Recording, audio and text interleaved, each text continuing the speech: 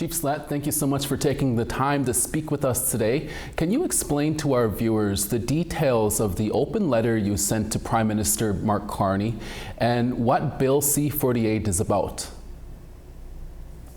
Yes, it's nice to be here. Thank you.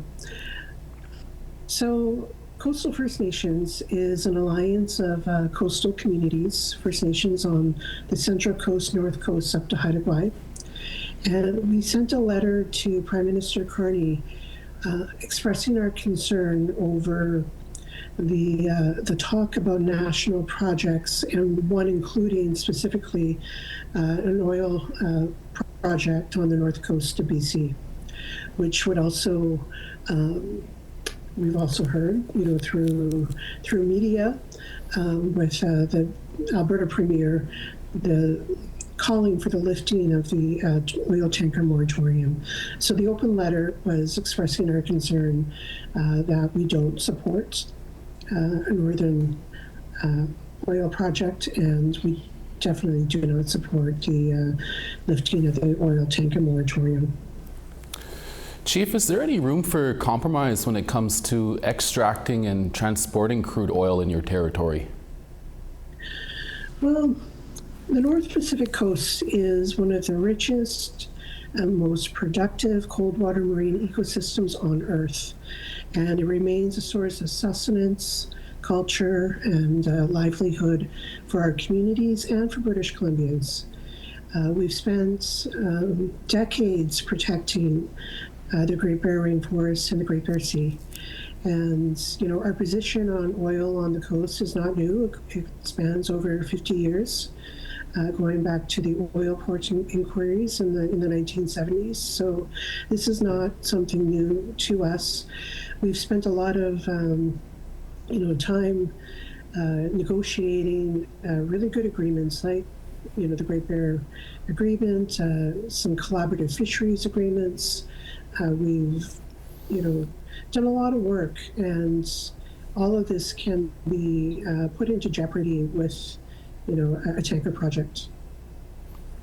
And as the chief of your nation and as one of the leaders in your community and area there, you feel like you need to speak out with regards to what's happening here.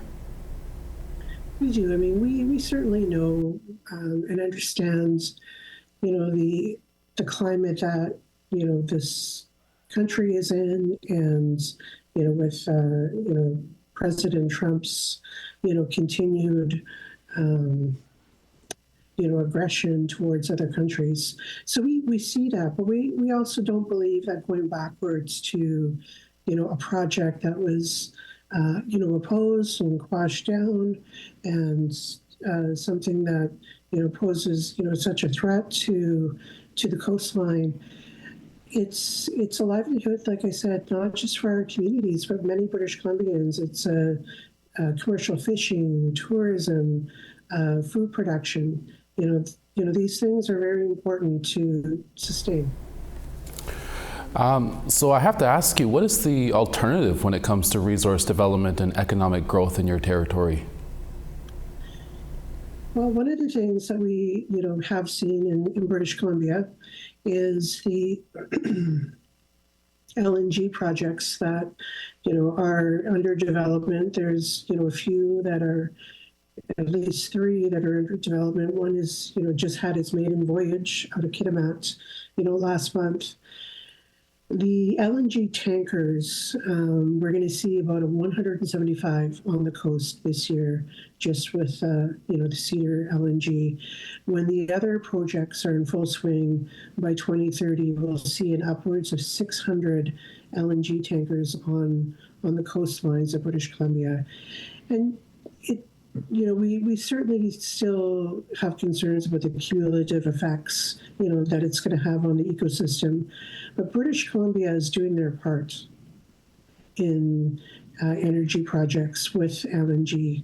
Those are monumental increases in tanker traffic.